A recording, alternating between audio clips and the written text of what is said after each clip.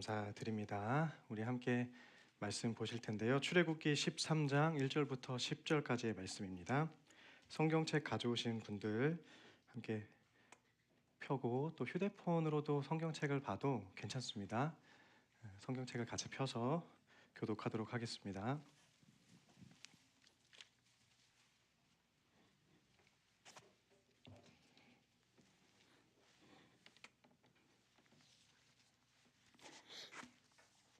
출애굽기 13장 1절부터 10절까지의 말씀 교독하신 뒤에 마지막 구절은 합독하겠습니다. 여호와께서 모세에게 일러 이르시되 이스라엘 자손 중에서 사람이나 짐승을 막론하고 태에서 처음 난 모든 것은 다 거룩히 구별하여 이는 내 것이니라 하시니라. 모세가 백성에게 이르되 너희는 애굽 곧 종되었던 집에서 나온 그 날을 기념하여 유교병을 먹지 말라. 여호와께서 그 손의 권능으로 너희를 그곳에서 인도해 내셨음이니라. 아비벌 이날에 너희가 나왔으니 여호와께서 너를 인도하여 가나안 사람과 헷 사람과 아모리 사람과 히위 사람과 여부수 사람의 땅 곧 내게 주시려고 내 조상들에게 맹세하신 바 젖과 꿀이 흐르는 땅에 이르게 하시거든 너는 이 달에 이 예식을 지켜. 이래 동안 무교병을 먹고 일곱째 날에는 여호와께 절기를 지키라. 이래 동안에는 무교병을 먹고 유교병을 내게 보이지 아니하게 하며 내 땅에서 누룩을 내게 보이지 아니하게 하라. 너는 그날에 내 아들에게 보여 이르기를 이 예식은 내가 애굽에서 나올 때 여호와께서 나를 위하여 행하신 일로 말미암음이라 하고 이것으로 내 손의 기호와 내 미간의 표를 삼고 여호와의 율법이 내 입에 있게 하라. 이는 여호와께서 강하신 손으로 너를 애굽에서 인도하여 내셨음이니 해마다 절기가 되면 이 규례를 지킬지니라. 아멘. 우리 제목 화면 한 번만 더 보여주시겠어요? 네. 오늘 말씀은 하나님의 인도, 풀어주심, 품어주심입니다. 새로운 시작을 하는 3월입니다. 3월, 저 역시 새로운 시작을 준비하는 가운데 있는데요. 이때 어떤 시작을 하지 못하는 지체들이 좀 눈에 밟혔어요.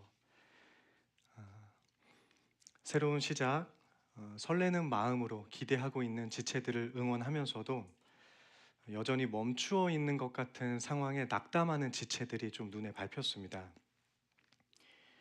취업을 아직 시작하지 못했고 대학도 시작하지 못한 지체들도 있고요.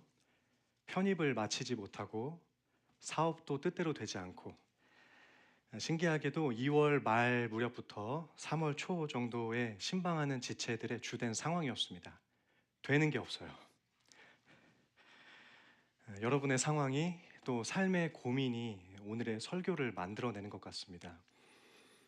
아까 우리 다솔 형제가 기도했던 것처럼 내 상황이 현실이 뜻대로 되지 않더라도 하나님의 인도하심을 신뢰하게 해주세요. 이런 기도를 했는데요. 바뀌지 않는 현실, 진보하지 않는 내 모습을 보면 하나님이 나를 이끌고 계실까, 인도하고 계시는 게 맞을까 이런 생각을 한 번쯤 하게 되는 것 같습니다. 분명히 나를 인도하신다는 건 알겠는데 현실은 왜 이 모양일까? 이런 고민을 하게 되죠. 그렇다면 하나님은 나를 어떻게 인도하시고 어디로 인도하시는가? 이런 부분들을 묵상해 볼 필요가 있습니다. 그래서 오늘은 하나님의 인도하심에 대해서 생각해 보려고 하는데요. 유동호 목사님과 제가 매월 셋째 주에 청년부 예배 설교를 합니다. 그래서 지금 인도하심에 대해서 시리즈로 할까 하는데 시리즈로 해도 2달 뒤쯤에 다시 하게 되니까 그땐 또 상황이 바뀔 것 같아서 설교 주제를 어떻게 또 잡아가야 할지 하나님의 인도하심이 진짜 필요한 그런 상황인데요. 오늘 말씀을 보면 주님께서 자기 백성을 가나안 땅으로 인도하시죠. 출애굽이 그냥 일어난 게 아닙니다. 가나안이라는 목적지를 두고 하나님께서 구원 역사를 펼쳐주시는데 그냥 풀어주시지 않고요. 규례를 주십니다. 규례는요. 이유를 알려주지 않고요. 설명도 해주지 않고 지키라고 주는 명령이에요. 그러니까 이 규례를 받으면 묻지도 않고 따지지도 않고 그냥 순종하겠습니다 해야 돼요. 보통 기도를 통해서 하나님과 소통한다 하지만 이 규례 같은 것을 보면요. 하나님은 불통이에요. 근데 불통하는 이유는 뭘까요? 그만큼 중요하기 때문입니다. 양보하지 않고 타협하지 않고 반드시 해야 하는 일이기 때문에, 그만큼 중요하기 때문에 묻지도 따지지도 않고 무조건 하라고 주시는 규칙이 규례예요. 그렇다면 하나님이 답답하게 느껴질 수 있는 이 규례를 우리는 이해해야 되는데, 당시의 배경 속에서 하나님이 이 뜻을 왜 주셨을까 마음을 헤아려 볼 필요가 있습니다. 본문 2절을 보면 처음 난 것과 무교절 규정을 하나님께서 주시는데, 처음 주는 규례는 초태생을 성별하는 거예요. 처음 난 것을 사람이든 짐승이든 막론하고 주님께 바치는 건데, 여기서 사람의 처음 난 것을 드리는 것은 제물로 드리라는 게 아니라 하나님께 구별하는 자녀로 두라라는 거예요. 그래서 읽진 않았지만 13절에 보면 모든 자는 대속한다 해서 대신 드립니다. 그래서 레위인이 헌신을 하게 되는데요. 그리고 짐승도 첫째 난 것은 무조건 하나님께 거룩히 구별해서 돌려야 합니다. 드려야 되는데, 애굽에서 10번째 재앙 있죠. 장자가 죽는 그 재앙에서 구원받은 것을 기억하고 감사한다는 의미로 나의 처음 것을 주님께 드리는 그런 일을 했습니다. 우리도 신앙이 생기다 보면 처음 것을 주님께 드려야 할 때가 있습니다. 예를 들면 우리 단적으로는 헌금 같은 것도, 저희 아버지도 예전에 너가 처음 이렇게 뭐 월급을 타거나 하는 것이 있으면 부모님께 꼭 구별해서 드려야 한다, 이런 말씀하셨는데, 돈이 필요해서가 아니라 너의 부모가 누구인지를 확인하는 일이야, 이렇게 하셨거든요. 액수가 중요한 게 아니죠. 내 삶의 주인이 누구인가, 이 물질은 누가 주셨는가 하는 것들을 우리가 실제로 물질을 드리면서 하나님이 나의 주인입니다 라는 고백을 하는 거예요. 그래서 헌금은요, 신앙 고백입니다. 헌금 얘기하니까 분위기가 좀 그럴 수 있는데요. 잘 이제 이해를 해보면 좋을 것 같아요.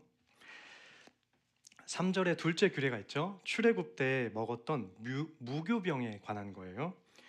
누룩이 들어간 유교병을 먹지 말라고 이야기를 해요. 우리로 치면 전병과 비슷합니다. 부풀지 않고 그냥 반죽 정도로만 먹으라는 건데, 출애굽할 때 급하게 뛰어나와야 되잖아요. 그래서 발효시켜서 먹을 시간을 주지 않고 빨리 뛰어나와야 하기 때문에 무교병을 먹으라고 이야기를 했습니다. 3절에 보면 이것을 기념하여서 유교병을 먹지 말라, 이것을 기념해서 무교병을 먹어라 라고 하는데요. 여기서 기념한다는 말에는 기억한다라는 뜻이 있습니다.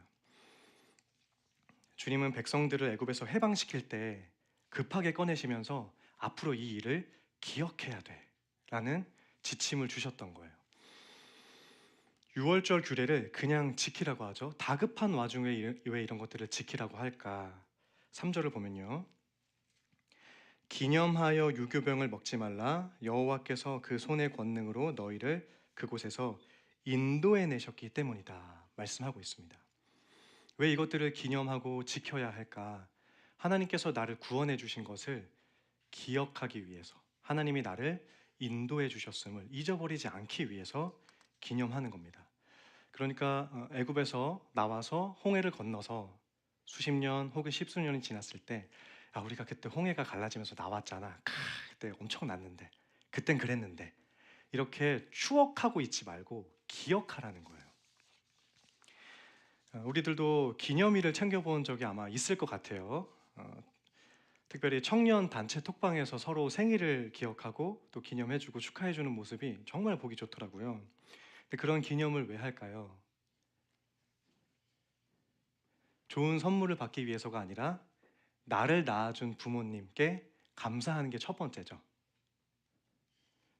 동의가 안 되세요? 내 생일 때는 부모님께 먼저 감사하는 것, 그것이 우리가 생일을 기억하는 일인데, 기념은 기억을 하기 위해서 합니다. 지난 월요일이 제 첫째 아들이 태어난 지 1000일이 되던 날이었어요. 그래서 주중에 셀프 촬영을 좀 했었는데요. 어떤 기억을 할까? 당연히 처음 태어났던 순간부터 기억을 하게 됩니다.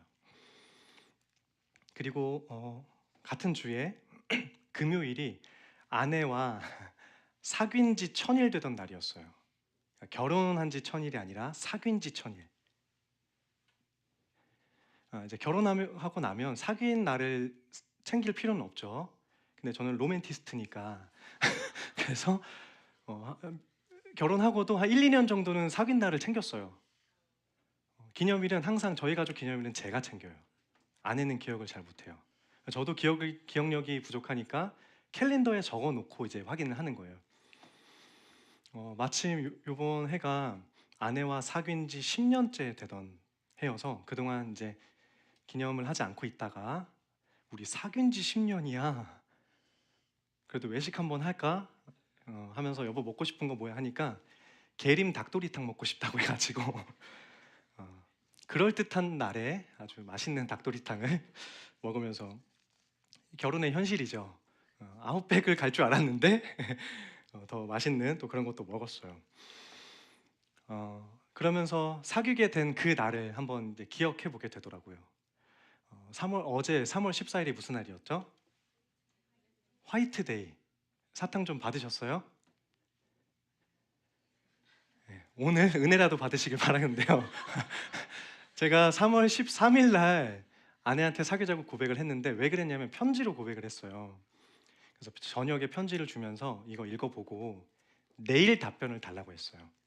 3월 14일이 기억하기 좋은 날이니까 3월 13일 날 편지를 주고 저녁에 줬으니까 다음 날 받아줄 줄 알고 썸을 탔으니까 받아줄 줄 알고 내일 답변을 달라 했는데 제 아내가 그날 밤에 답변을 한 거예요.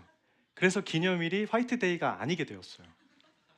성급한 성급한 동의가 저의 모든 제의로서의 계획을 다 무너뜨리는 그런 일이 발생했는데요.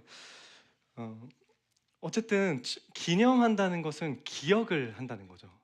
뜻깊고 또 애틋한 벌써 10년이 지났구나 이러면서 뜻깊은 시간들을 보냈는데요.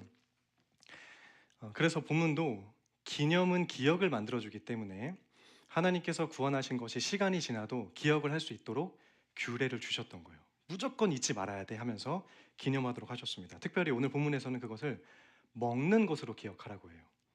먹는 것이 주는 힘은 굉장합니다. 왜냐하면 모든 사람은요 태어날 때부터 죽을 때까지 하는 것이 두 가지가 있어요. 호흡과 먹는 거예요. 호흡하지 않으면요 생을 마감해야 되고요. 먹는 것도요 내가 씹어 삼키지 못하더라도 에너지가 주입되지 않으면 생을 마감해야 됩니다. 사람이 태어나는 순간부터 죽는 순간까지 하는 일은 호흡과 먹는 거예요. 그래서 지금도 먹는 것으로 기억하라는 일은요 하나님께서 구원해 주신 그 은혜를 죽을 때까지 기억하라는 거예요. 잠깐의 감격이 흠뻑 젖고 끝나지 말고 죽을 때까지 기억하라. 하나님께서 우리를 죽음에서 건져 주셨기 때문에 죽을 때까지 기억해야 합니다.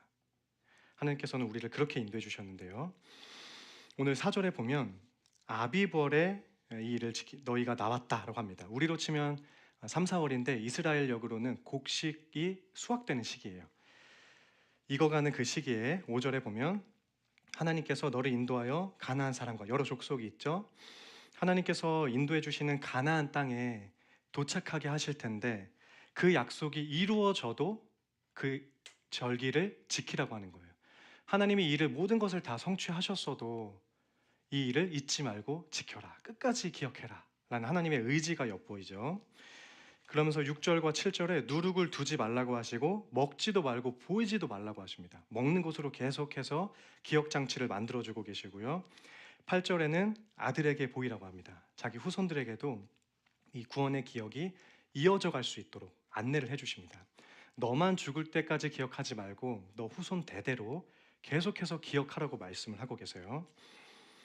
그렇다면 하나님은 왜 이렇게까지 기억장치를 만들어주고 계실까? 한번 질문을 해볼 필요가 있습니다. 특별히 먹을 것으로 이것을 기억하라고 하셨는데 누룩을 두지 말고 먹으라고 하셨잖아요. 누룩은 조금만 있어도 퍼집니다. 효모라서 발효를 시키기 때문인데요.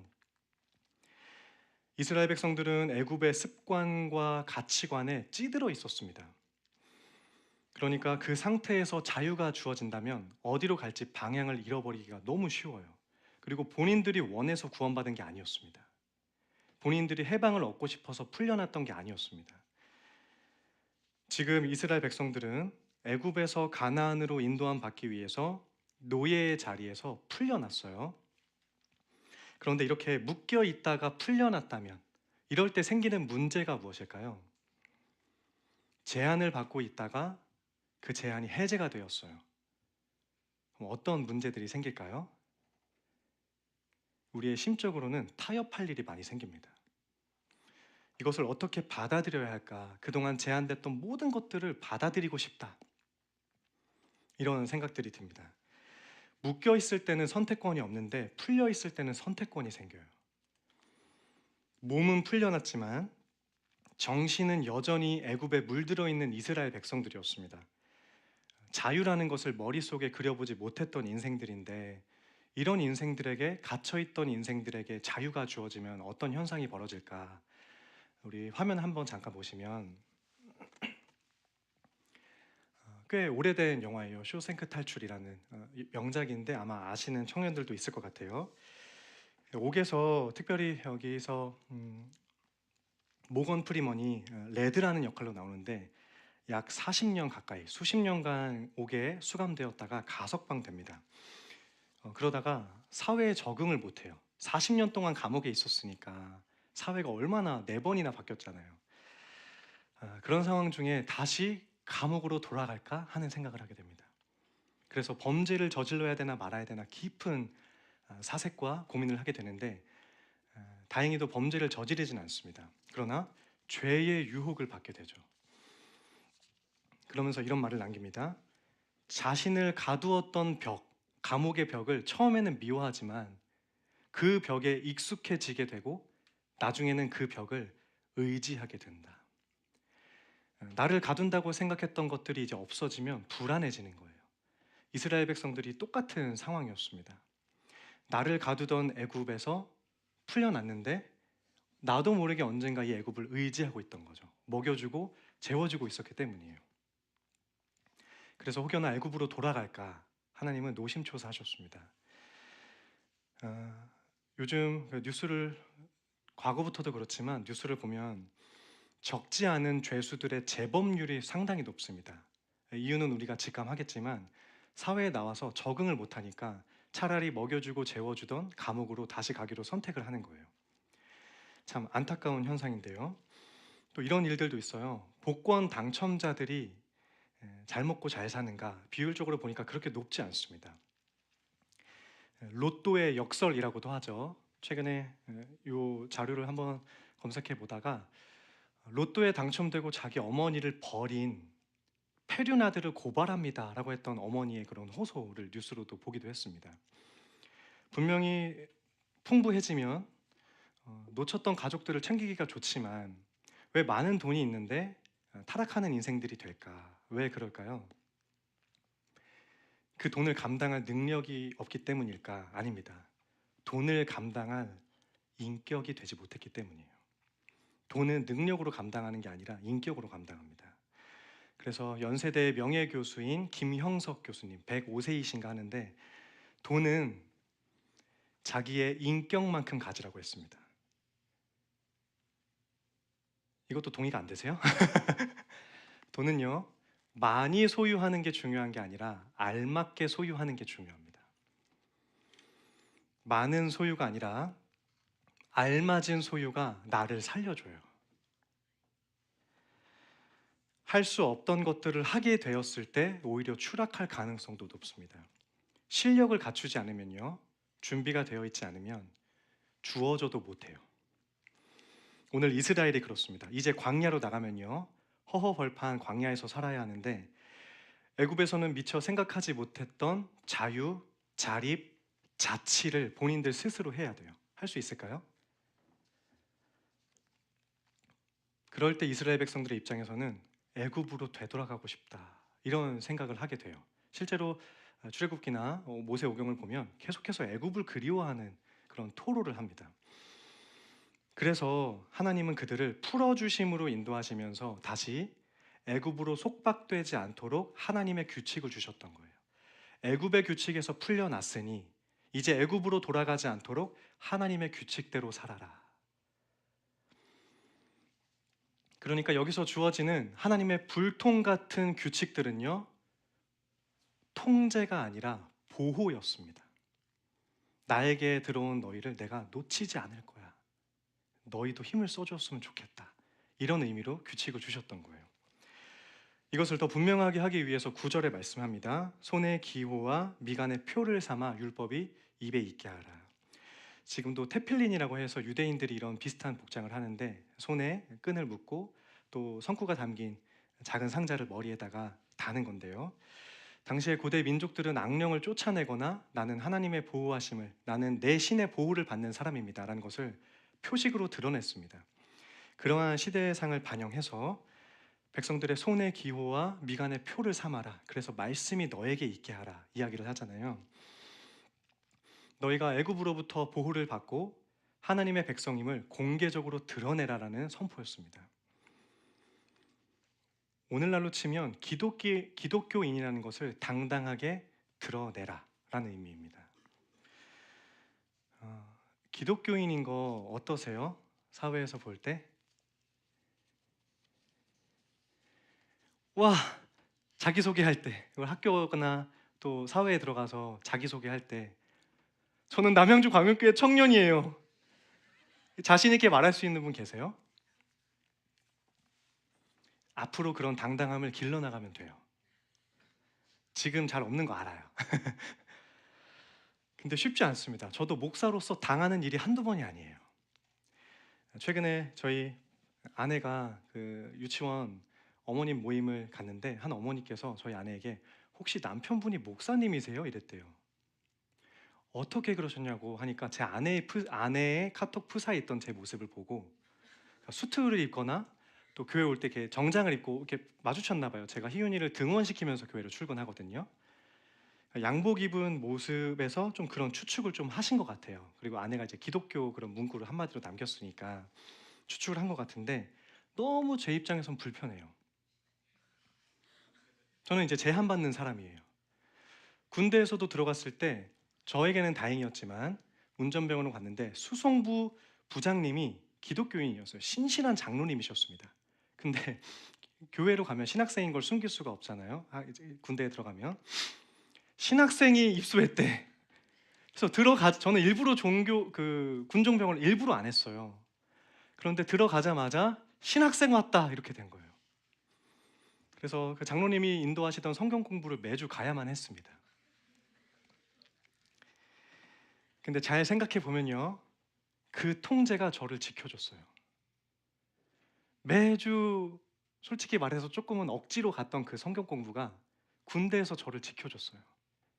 그리고 신학생이라고 저에게 미간의 표처럼 새겨졌던 그 표가 군대에서 비속어를 조금은 덜 사용하게 해줬어요. 정말 뚜껑 열리는 순간에도 한숨 쉬고 참아야지. 그때는 그게 힘들었지만 지나고 보니까 그게 저를 살려줬어요. 저를 지켜줬어요. 이스라엘 백성들도 똑같습니다. 이것을 위해서 말씀을 가까이 해야 합니다. 오늘 본문이 그것을 말하고 있어요. 왜냐하면 성도의 자신감, 성도의 근거는 사회의 기준이 있지 않아요. 성도의 자존감의 근거는 오직 말씀에 있습니다. 그래서 오늘 본문에서는 겉으로 보여지라고 하지만 잠언은 이렇게 말씀해요. 잠언 자막으로 3장 3절 같이 한번 읽어볼까요? 네, 시작. 그것을 내 목에 매며 내 마음판에 새기라. 네, 오늘을 살아가는 우리는 율법을 이루신 예수님을 통해서 말씀이 우리 안에 새겨져 있어야 됩니다. 이제는 마음판에 그 말씀을 새기는 거예요. 이것을 위해서 청년부 제자 성경 공부반을 신청을 오늘까지 받습니다. 성장반은 꽉 찼습니다. 아쉽죠? 교리반, 훈련반은 아직은 지원을 받아요. 그러나 오늘 자정이 넘으면 인원 제한에 상관없이 더 받지 않습니다. 자존심이 있지. 더 받지 않아요. 오늘까지만 신청할 건데 유동호 목사님과 함께 좀 고민하고 있어요. 그동안 성장반, 교리반, 훈련반을 오랫동안 해왔잖아요. 그래서 다음 학기에는 성장반은 우리 교회 필수 과정이니까 1, 2학기 매 학기 열고 다음 학기에는 교리반과 훈련반 대신에 우리 청년층에 또 적절한 신앙 강좌를 열 계획이에요. 그래서 교리반, 훈련반을 다음 학기에 받을까 하는 생각은 접어두시고 내년으로 밀릴 수 있기 때문에 교리반 훈련반은 오늘까지 자리가 얼마 남지 않았습니다. 신청을 해주시고 또 다음 학기에도 새로운 강좌들이 열릴 계획이 있는데 기대감을 가지고 하나님을 배워가면 좋을 것 같아요. 거기서부터 성도의 자신감이 발현이 될 수 있습니다. 보통 출애굽하면 해방을 떠올리죠. 묶였던 사슬이 끊어지고 노예가 자유인이 됩니다. 그런데 오늘 본문을 보면 하나님은 단순히 이스라엘을 풀어주기만 했던 게 아니에요. 계속해서 명령하죠. 구별해라, 기념해라, 먹어라, 먹지 말아라, 해마다 지켜라, 해라, 하지 말아라. 하나님 엄청 잔소리꾼처럼 우리에게 규칙을 주세요. 주님께서 단지 풀어주셨다면 왜 이렇게까지 하실까? 자유하게 해주셨다면 그냥 내버려 두시면 되는데 왜 이렇게 다시 규칙을 우리에게 주고 계실까? 목적이 있습니다. 왜냐하면 이스라엘을 애굽에서 풀어주시는 이유는요, 주님께서 품어주시기 위해서였습니다. 우리 준비된 자막을 한번 보실까요? 신명기 1장 31절인데요. 같이 읽겠습니다. 시작.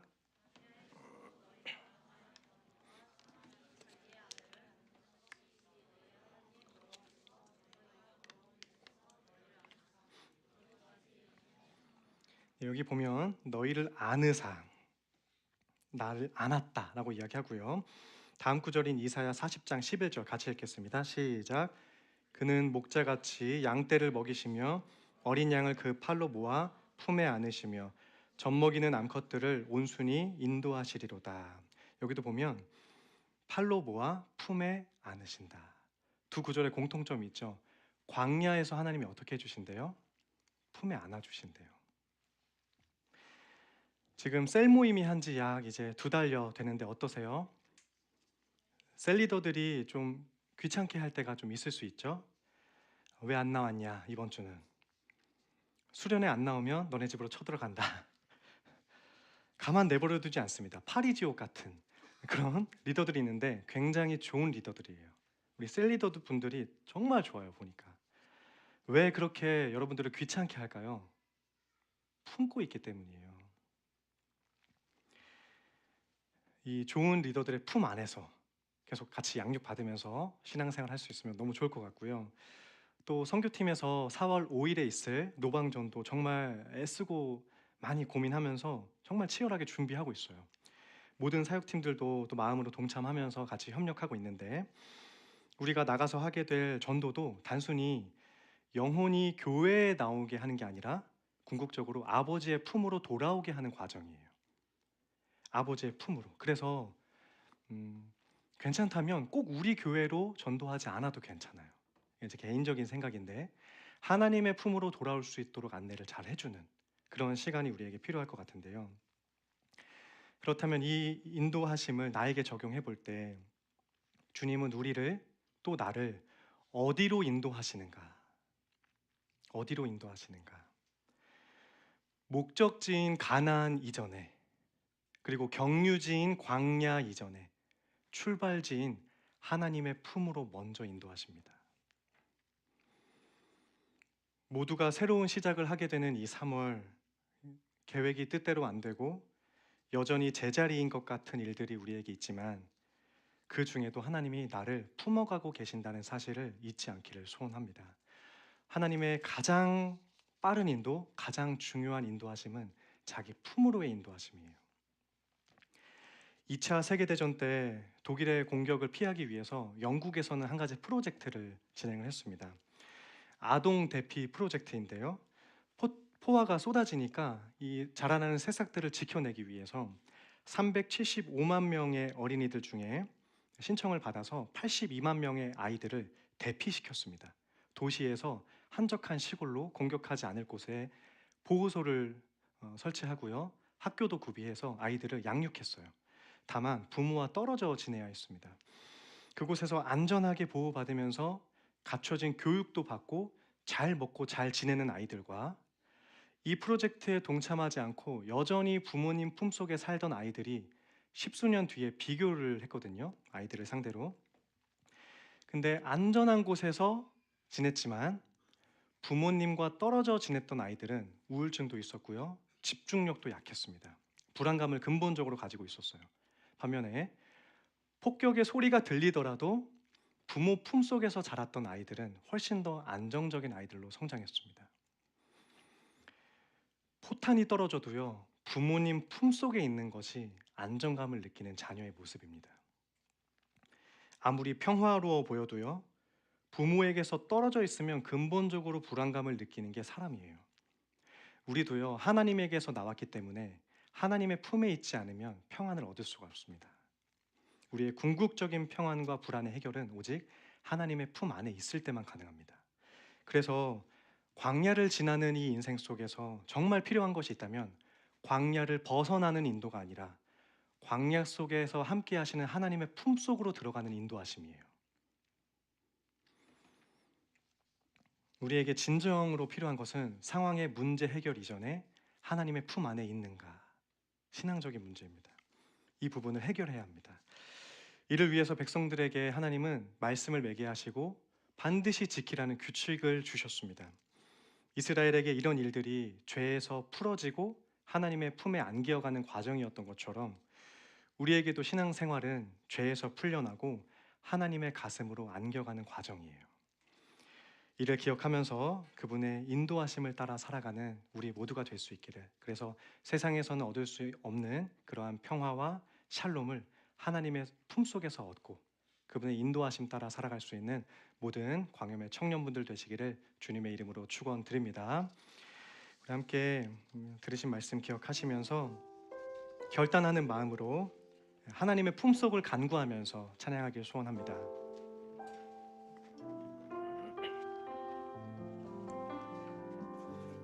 주 품에 품으소서, 주 품에 품으소서, 품으소서.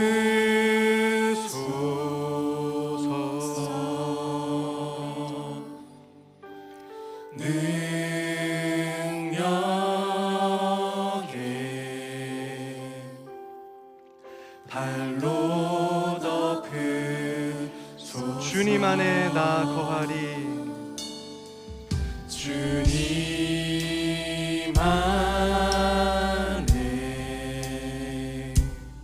나 거하리,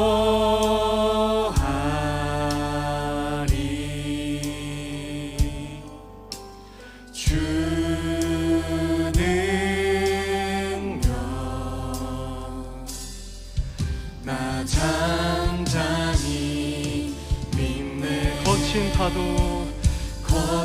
파도 날 향해 와도 주와 함께 날아오르리.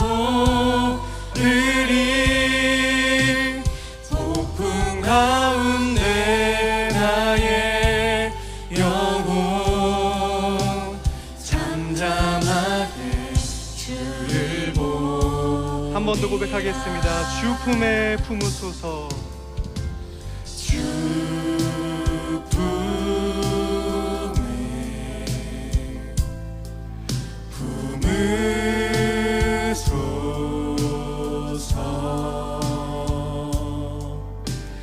능력에 발로 넣고 거친 파도 날 향해 와도, 거친 파도 날 향해 와도 주와 함께 날아오르리. 폭풍 가운데 나의 영혼 잠잠하게 주를 보. 거친 파도 날 향해 와도, 거친 파도 날 향해 와도 주와 함께 날아오르리. 폭풍 가운데 나의 영혼. 우리를 자기 품으로 안으시는 하나님께 나아가기를 결단하는 마음으로 고백하겠습니다. 주의 선하심 그 인자하심, 주 주의 선하심 그 인자심 내 평생에 늘 함께 하시니 나의 갈 길 달려간 후에 주 얼굴 뵈이.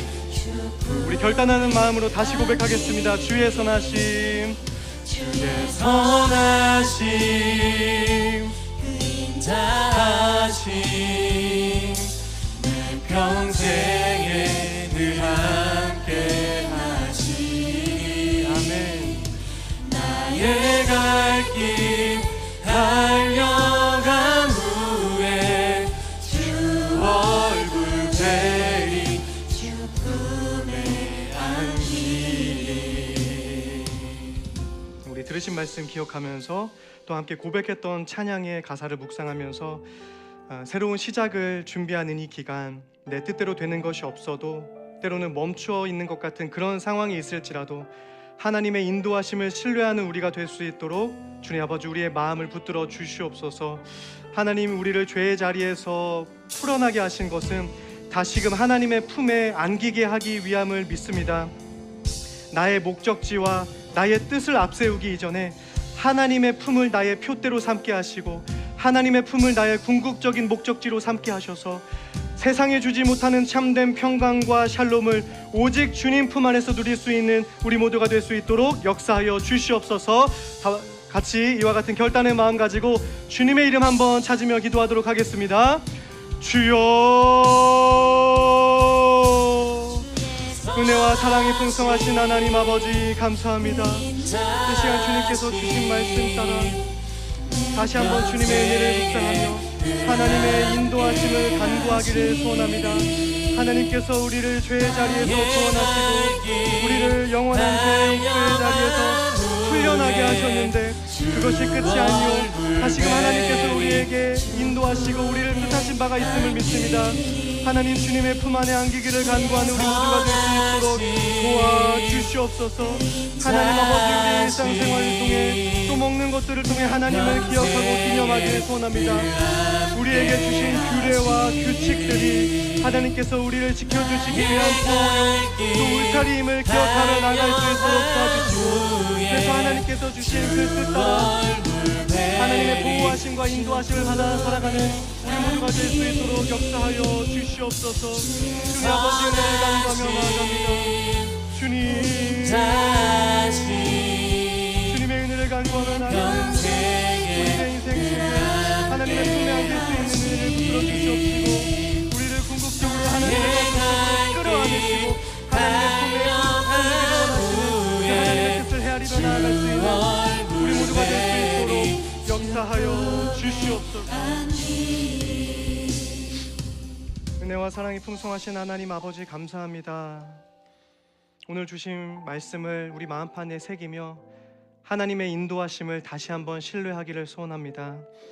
우리의 상황에 성경을 기준으로 삼지 않도록 도와주시고 말씀을 기준으로 삼고 하나님께서 주신 그 규칙을 기준으로 삼아서 세상이 우리를 흔들 때라도 좌로나 우로나 치우치지 아니하고 하나님의 뜻하심을, 하나님의 인도하심을 따라 살아갈 수 있는 우리 믿음의 청년들 모두가 될 수 있도록 역사하여 주시옵소서. 하나님께서 우리에게 주신 규칙들이 때때로 답답할 때가 있지만 그것이 하나님의 울타리였음을 다시 한번 되새겨봅니다.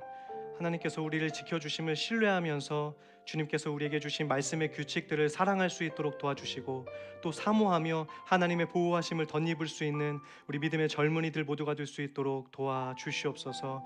하나님 아버지, 우리를 죄의 자리에서 풀려나게 하시고 하나님의 품에 안기게 하심에 감사를 드립니다.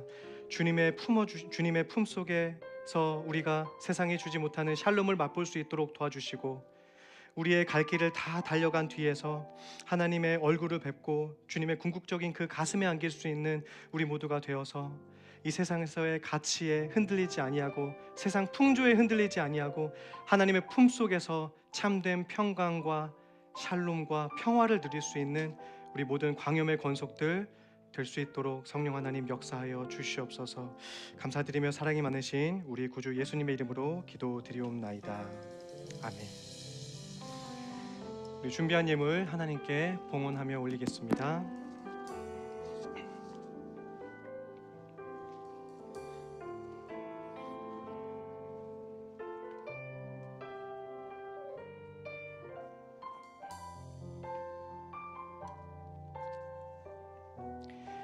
네, 물질로 드리는 귀한 봉헌 예물 우리가 헌상하며 드리는데요. 하나님께서 믿음의 고백을 받으실 줄로 믿습니다. 기도하겠습니다.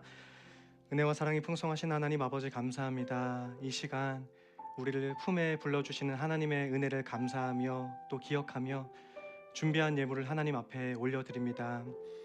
차곡차곡 또 현물을 모아서 드리고 또 때로는 온라인으로 주님 앞에 헌금을 올려드리는데 이 믿음의 고백이 하나님께 기쁨이 되게 하시고 세상과 나를 구별짓는 귀한 믿음의 고백이 될 수 있도록 역사하여 주시옵소서. 이 예물 주님께서 기뻐 받아 주시옵시고 또 투명하게 쓰이는 이 헌물이 하나님 나라와 이 지역사회에 덕을 세워가는 데에 귀하게 쓰임받을 수 있도록 주님께서 사용하여 주시옵소서. 감사드리며 사랑이 많으신 우리 구주 예수님의 이름으로 기도드립니다.